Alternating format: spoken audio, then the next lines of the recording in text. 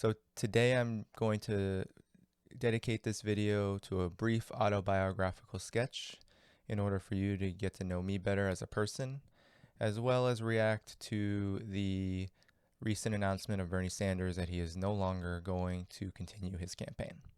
First, a little bit about me. So I am a working class person. I'm Vietnamese, and my father's side was white American, also a working class background. And I grew up in Cambridge, Mass, in a working class community. Yes, there are working class communities in Cambridge, Massachusetts. It's not just the land of Harvard, it's also the land of, just like every other city, poverty, racism, and the other contradictions that exist under a capitalist and imperialist society. And so growing up, I experienced racism. I experienced the anti Asian sentiment that Andrew Yang, as you'll see in my article for next week in Black Agenda Report, has so wholeheartedly gotten wrong in terms of how Asian Americans should respond to racism. They shouldn't drape themselves with the American flag. They should be fighting and standing in solidarity with others who experience racism. They should be fighting it head on and not reifying its existence and assimilating into a wholly racist power structure. But I had to learn what that power structure was all about. Growing up in poverty, seeing my father work hours upon hours, seeing him work double time, overtime, killing himself, dying at an early age because the system exploited him to the point where he had to do that, and in order to just ensure that my sister and I had our basic needs met and had the ability to do things like go to college. My mother has mental health issues, and she's been unemployed. She for much of her life, and she grew up part of her time in Vietnam. And I think that experience of fleeing a war zone that the U.S. was responsible for, an invasion there, her family indeed probably experienced issues with Agent Orange. There's a lot of mystery on that side. So growing up in these two worlds, the white working class world, as well as the world of what it's like to be an Asian American, from a history of war and plunder on the part of colonialism, definitely shaped the early um, self that I developed, a self that didn't really have trust in the system, always saw that Black American youth were dying at early ages. I've had peers that have died at early ages. I've had really good friends die at early ages, Black Americans. I was close to both communities, right? There's so much racism that still goes down in these cities, as many of you know. And I always straddled those two communities when we intermingled, and when they were in outright conflict. So, in effect, it wasn't until college that I became politically conscious. You know, Cambridge is this white liberal bastion, it's this bubble. There's all these narratives of progress and diversity. And so once you get out of that and you see just the steep wealth inequality that actually does exist, and that can't be hidden like it can be hidden in the cities, when you go to these wealthy elite campuses, literally segregated from the rest of society in order to preserve wealth. That's what really got me going, you know, seeing that inequality and seeing what it produces, the outright racism and the hostility towards students of color. That got me into the struggle. It got me writing. And I started organizing on college camp on a college campus that was hostile to left organizing, hostile to any sort of anti-racist organizing.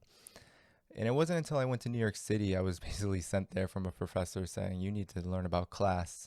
I was lucky to meet this guy, and he sent me to the union semester program where I learned about anarchism and socialism. And I wasn't ready to hear that yet, but I was also embedded in the labor movement, talked to workers, talked to Occupy Wall Streeters, participated in those marches, and saw what uh, people were talking about, and how they were experiencing the injustices of class and race exploitation and oppression.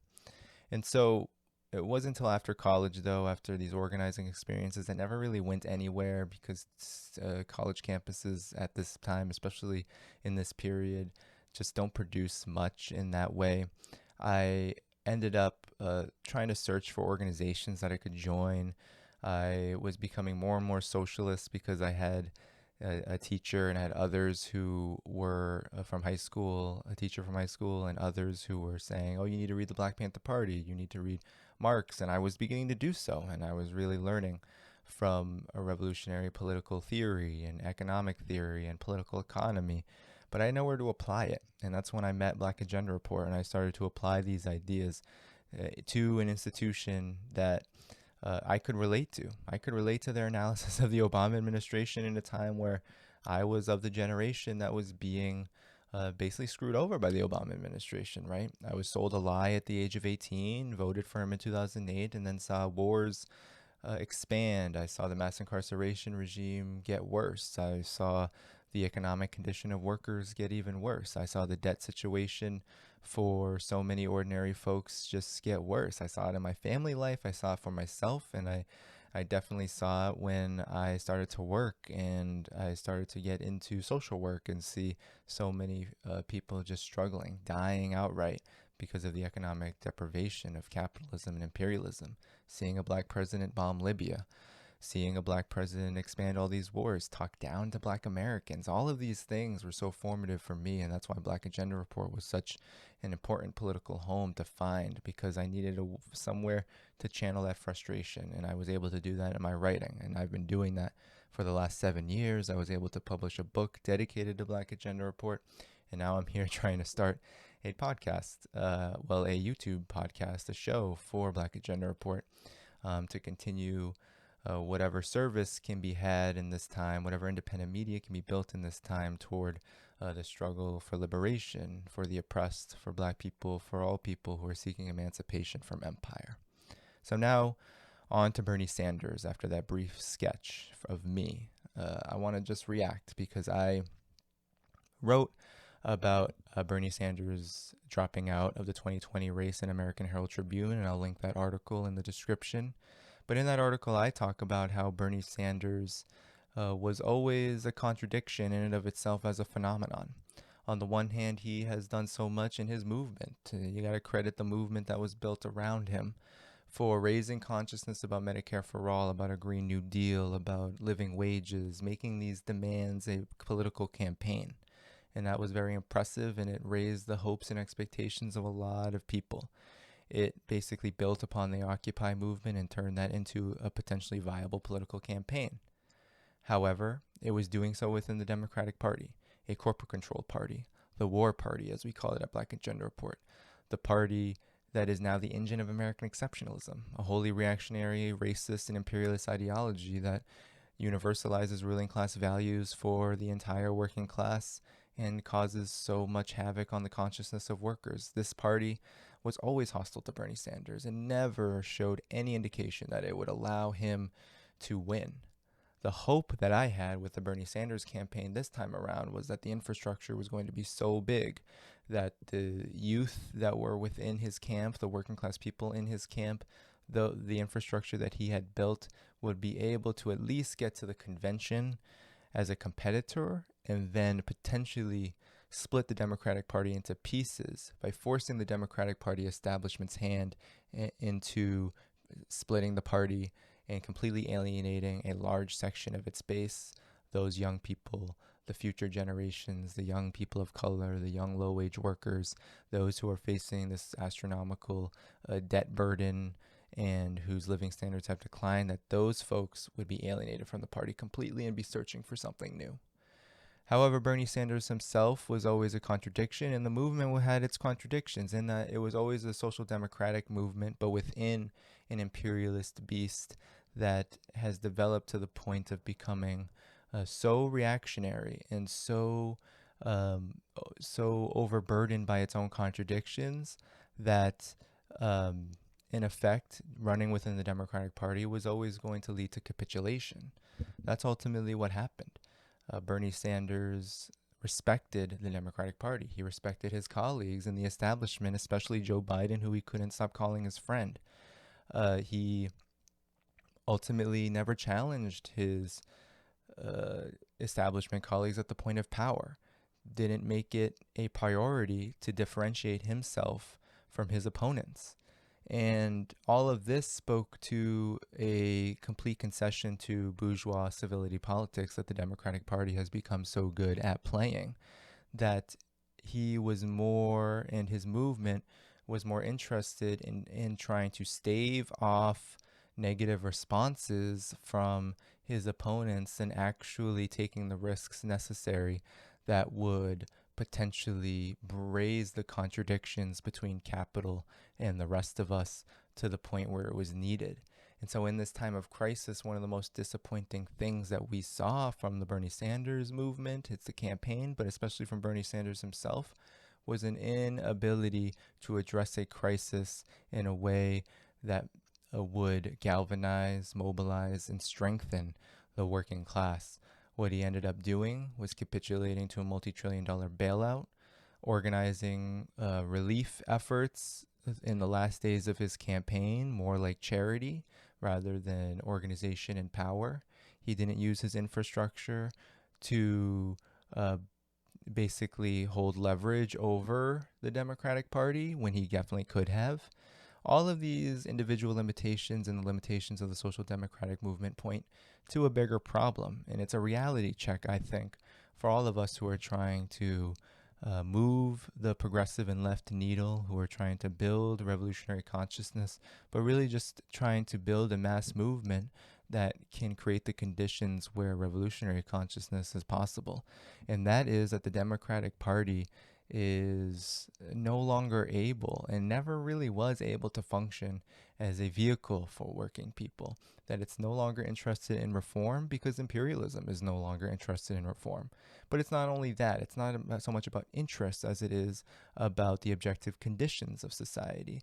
That we're not at a point where an FDR, for example, can emerge from a mass movement that has pressured him and his administration to provide concessions. Bernie Sanders ultimately had it backward.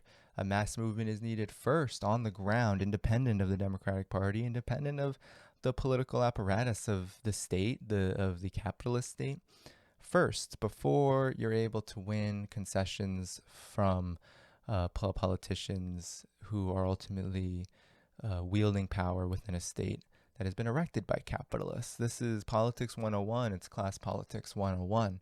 And ultimately, that's what I think is the biggest issue that we need to face, is that the Democratic Party is not a vehicle of the working class. And still so many progressives want it to be, because there is no alternative right now, at least no visible alternative. There are others, like in the Green Party, the Movement for a People's Party. There are other avenues people could go in, but it's just that the political structure in the United States has suffocated and has strangled any alternative left out of power, right? We do not have the power necessary to really influence politicians. We don't know how politicians would react yet to a mass movement, and that's where we're at. And we have to understand that in order to really build an alternative, you have to be willing to speak the truth, and you have to be willing to synthesize and analyze a moment from the conditions that are, rather than try to play within the bourgeois political game in a way that capitulates to that bourgeois ruling class system. And that was Bernie Sanders' biggest limitation, was that he hoped that he could play nice and that he could organize fair and square a campaign that would just win the election, when in fact the DNC was already mobilized against him, ready to invoke all of its weapons, including a contested convention, but really since the beginning of the primary had done things like flood the primary with potential operatives who could be used in any which way to undermine his campaign, Elizabeth Warren being one of the biggest, right? So we see how the DNC from the beginning, because it's Wall Street donors, because it's military contractors and other big corporate and finance capitalist interests, were set on ensuring that no social democracy will exist in the United States, that there will be no social welfare for the people, because as the capitalist class sees it, that is just not in the cards anymore, at least from the perspective of the need to maintain profits with such an overburdened, hyper extended empire, a high tech capitalist system that maybe in future videos we can get into just the ways in which capitalism actually works and the ways in which it works now in the 21st century when capitalism is at a dead end. And that the reason why finance is so important is because debt is very important, not only for the living standards of working people, but also to prop up big corporations and big banks, which are finding it harder and harder to maintain profits, to maintain competition, to stave off monopoly.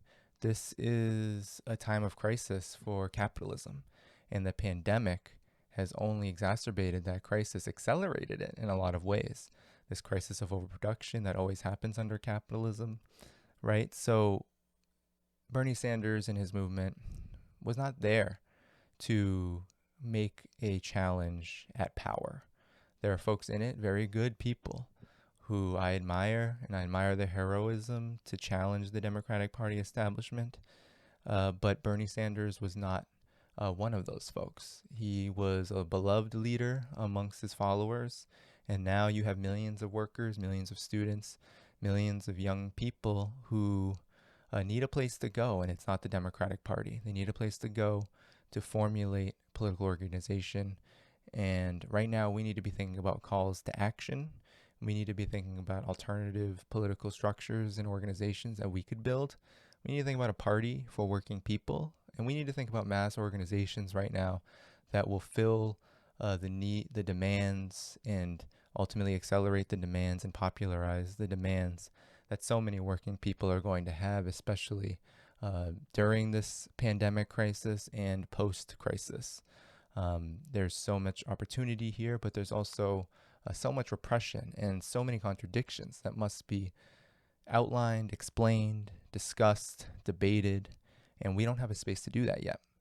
So what I say is we need to build that space, and we need to be honest about Bernie Sanders, and we need to be honest about the movement that he represented. We need to be honest about our limitations at this moment, and we need to be honest first and foremost that the Democratic Party will not be taken back. It will not be revived, redeemed. All of those efforts have to be dropped at this point. We have to understand that even the most progressive of the Democrats will capitulate, whether by their own choice or whether by being forced to capitulate by who actually wields power, and that's capital. And we saw that with this multi-trillion-dollar bailout, however you want to interpret it. It was a capitulation, whether it was forced or whether you want to say that these folks were nefarious.